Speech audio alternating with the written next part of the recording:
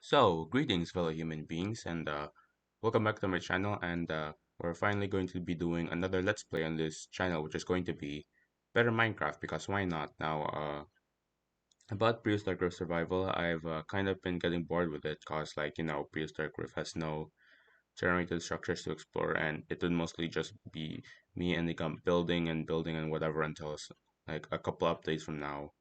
Now, about why I randomly built a house like before I started recording instead of like usually in the first episode. That was because I got scared that my computer will basically explode. I mean, after all, Better Minecraft has like 200 fucking mods, so I decided to build this random house to test if it is going to lag. And guess what? It is actually pretty good. It ran quite good on my computer so far.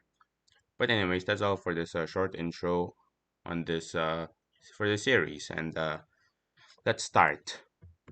Alright, so the first thing I decided to do was go mining because I just needed some iron real bad. And so I decided to craft a couple pickaxes and then go underground. But on my way down, I encountered a big random stinky monster which I pretty much didn't want to deal with. I mean, I only had half iron armor. Why the hell would I want to deal with something big and stinky? I tried finding a way to circumvent that big monster, but I ended up going down anyway because I was stupid and then it killed me in one hit. Well, not really in one hit, because I just had half iron armor, but now that I think of it, without that I would have died in a hit anyway.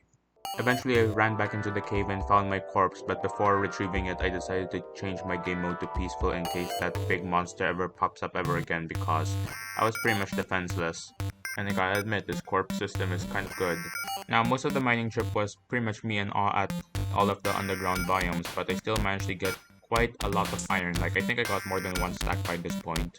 Unfortunately though, when I decided that I'm finished mining, I just realized that I've lost my way home and it was very hard to backtrack where I originally came from. Eventually I just gave up on finding where I came from and I just decided to dig all the way up to the surface. And thankfully I managed to end up in some random spot that was close to my house. I finally managed to smelt all of my iron and I successfully made a full set of iron armor plus a few iron tools and an iron shield because, well, it was the most powerful shield I could make by this point. I also managed to move most of my stuff that was outside back into the house because, well, they needed to be safe, especially since I changed the game mode back to normal. Or easy, I don't know. Eventually it was nighttime and I decided that instead of sleeping I would just try find some spiders so that I could make a fishing rod because I was in dire need of a sustainable food source besides these strawberries that I had. But here's the thing, I'm a very seasoned bedrock player and I didn't really care much about the Java combat mechanics, and thus I pretty much sucked at combat most of the time.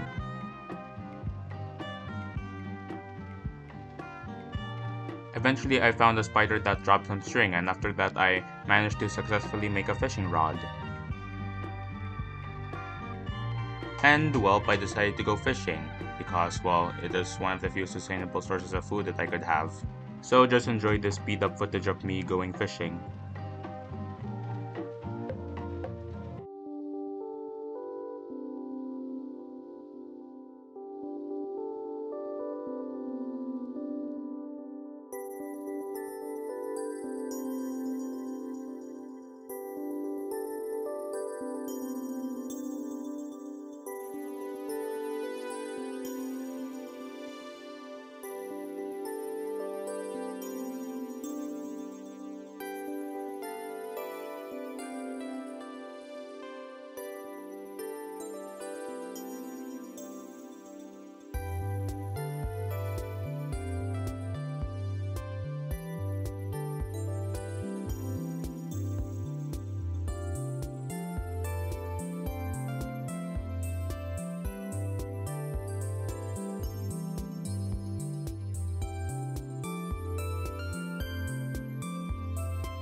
But then I just gave up on fishing and I decided to kill literally all of the fish that I could see in the water.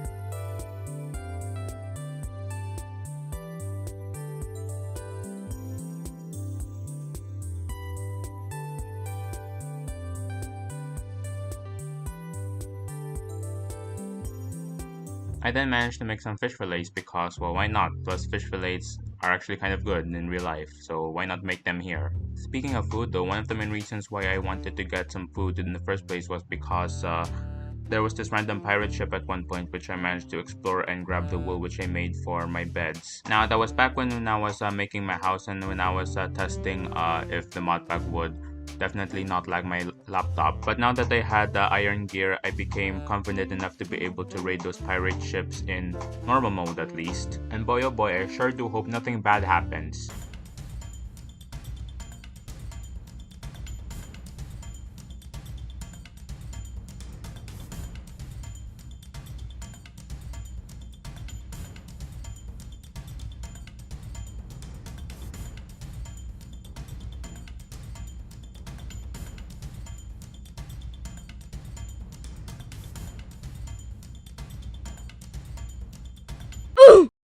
Well, something did go wrong. Big oof. But that doesn't matter anyway because this time I'm going to take my revenge and I can truly get rid of those illagers for once and for all.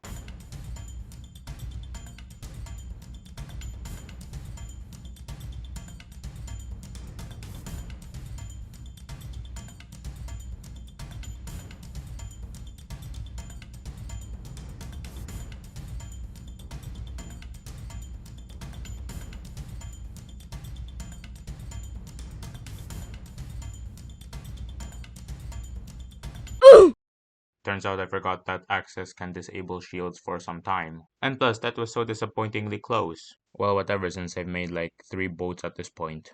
And since having to make new boats just to arrive to those pirate ships again wasn't worth it, I decided that I would just make a bed and sleep in one of the ships so that I can just come back later, easily.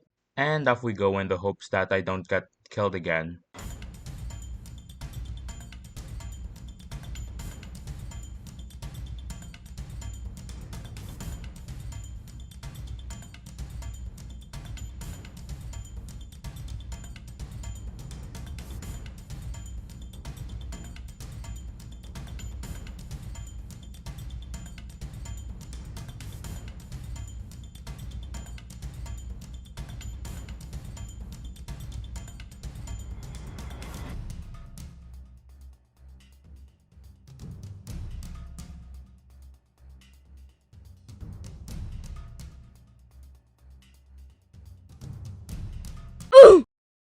Okay, now this is getting too predictable, so I'm just going to skip over to when I just retrieved all of my stuff and killed literally everything.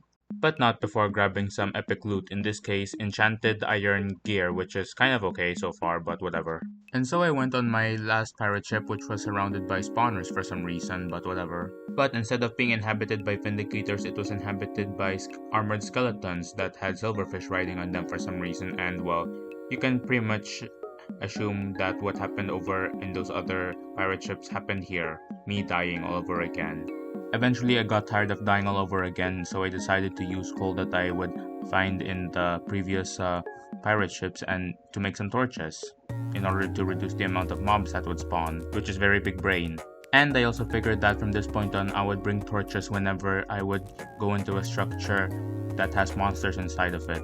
Now before I went home I was wondering if it was possible to attach chests to boats because after all this is better Minecraft and a better Minecraft should have chests that can be attached to boats, and I tried doing that and it actually worked. And with this newfound knowledge I managed to bring back all of the stuff that I considered useful from the pirate ships back to home without having to go back there ever again. Now because I was in need of some farm animals for meat, I decided to craft some cages so that I could transport them easily. But what I didn't know by this point was that you can only use the cages to trap small animals as far as the Curse Forge page was concerned. Like I seriously needed to transport some farm animals and the closest plains biome was like a goddamn ocean away. So you can imagine how confused I was when I tried to use the cages on the sheep only for them to not work.